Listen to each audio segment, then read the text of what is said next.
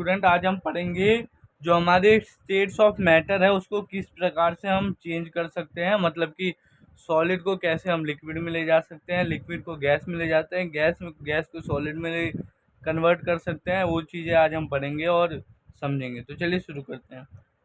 Change in states of matter हम पढ़ेंगे आज। क्या क्या मेथड है, क्या क्या चीज़ें हम कर सकते हैं हमारी स्टेट्स ऑफ मैटर को चेंज करने के लिए। तो देखो बच्चों, क्या है, दो चीज़ें हैं जिससे हम अपनी मैटर की जो स्टेट है वो चेंज कर सकते हैं।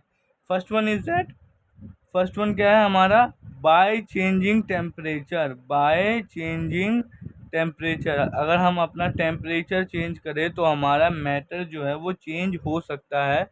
अभी हम समझेंगे कि कैसे चेंज हो रहा है, क्या रीज़न है उसके बीच में। और दूसरा है by changing pressure. By changing pressure, अगर हम अपना जो प्रेशर है वो चेंज करें तो भी हमारा मैटर की जो स्टेट है वो चेंज हो सकती है। इस वीडियो में हम इसके बारे में पढ़ेंगे और इसके बारे में हम नेक्स्ट वीडियोस में पढ़ेंगे। ठीक है, तो चलिए आगे बढ़ते हैं। क्या है हमारा, बाय चेंजिंग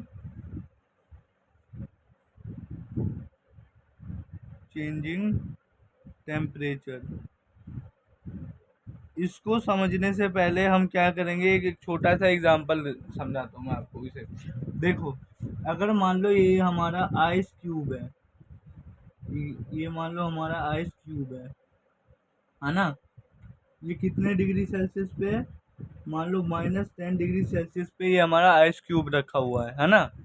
इसको हमने क्या किया, इसको हमने हीट अप्लाई की तो ये क्या आएगा, लिक्विड स्टेट में आ जाएगा। क्या आएगा, लिक्विड स्टेट में आ जाएगा।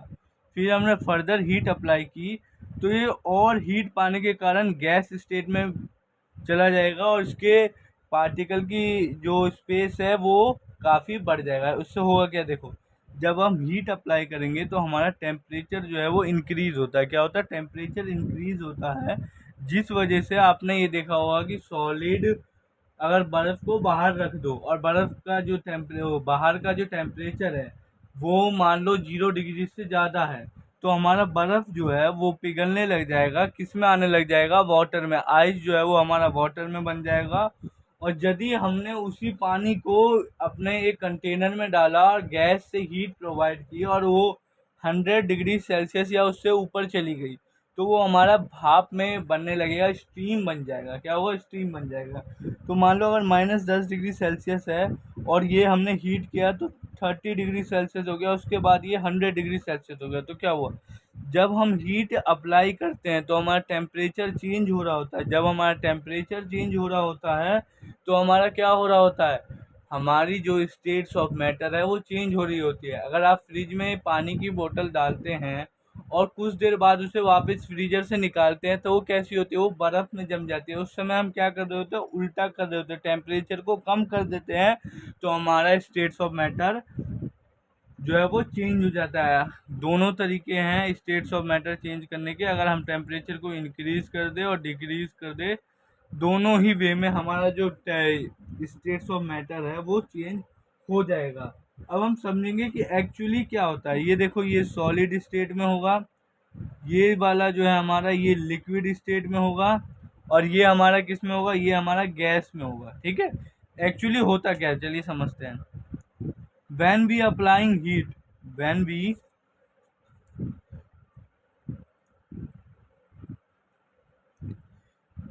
we applying heat, तो होता क्या है, अप्लाइंग हीट। तो मान लो ये एक सॉलिड का पार्टिकल, सॉलिड है, मान लो ये सॉलिड है। कुछ कुछ इसके जो स्पेस वो बहुत कम होती है, क्या होती है, स्पेस काफ़ी कम होती है। ये सॉलिड है और अब हमने इसमें क्या किया, तो जो देखो हमने इसमें क्या किया, देख, इसमें मैंने हीट अप्लाई की। मान लो ये मैंने हीट अप्लाई की, ठीक है।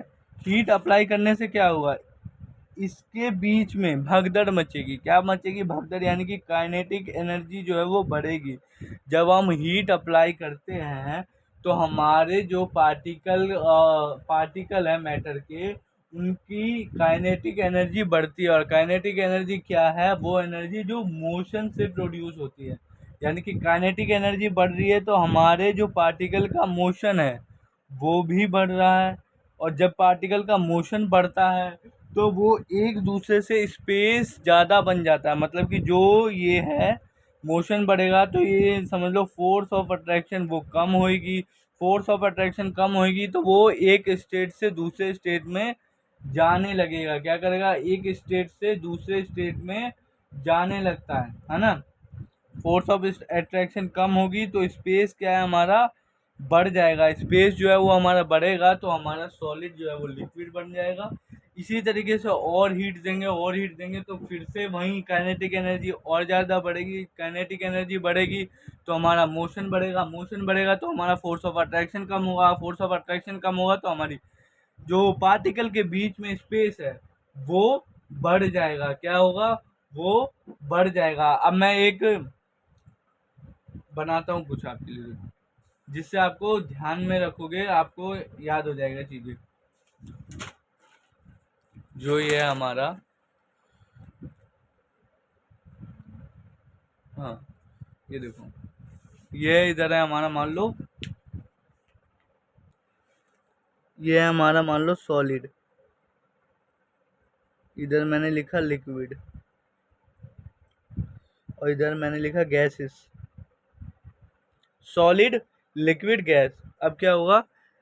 जब हमें अगर सॉलिड से लिक्विड जाना है तो हम क्या करेंगे? हीट अप्लाई करेंगे, हीटिंग करेंगे। क्या करेंगे? हीटिंग करेंगे। और फर्दर अगर हमें लिक्विड से गैस में जाना है तो फिर हम हीटिंग करेंगे। क्या करेंगे? हीटिंग करेंगे। अगर हमें लिक्विड से सॉलिड में आना है, तो हम क्या करेंगे? कूलिंग करेंगे। बच्चों क्या करेंगे?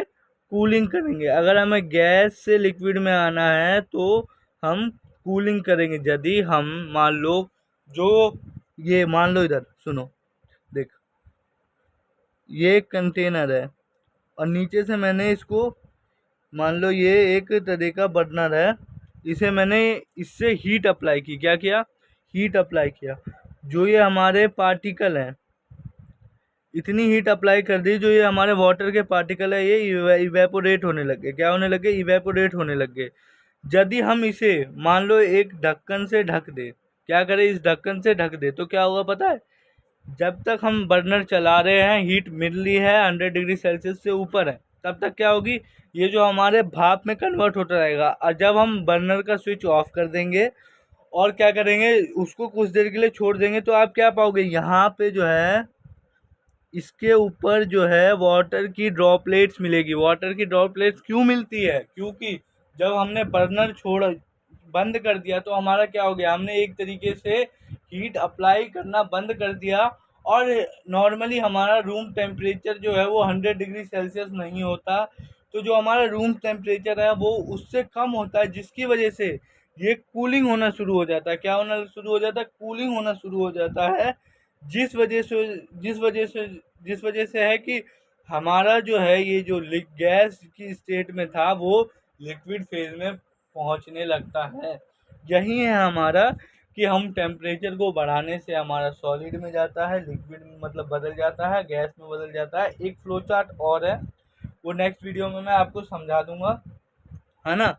उसको मैं समझा दूंगा अच्छे से। और इस सीरीज़ को पूरा फॉलो करें स्टार्टिंग से। ये नहीं कि कोई भी वीडियो आपने उठा के देख ली, जो फर्स्ट वीडियो है उससे लेके एंड तक आपको देखना है, तभी आपको चीज़ें क्रिस्टल क्लियर हो रही होगी। और इसमें आपको कमेंट भी करना है प्यारा प्यारा सा। और अगर आपको अच्छा लगे, मैं ये नहीं बोल रहा कि लाइक ही करो, अगर आपको अच्छा लगे तो करो, नहीं लगे तो कोई दिक्कत नहीं है। मिलते हैं हम नेक्स्ट वीडियो में, तब तक के लिए गुड बाय।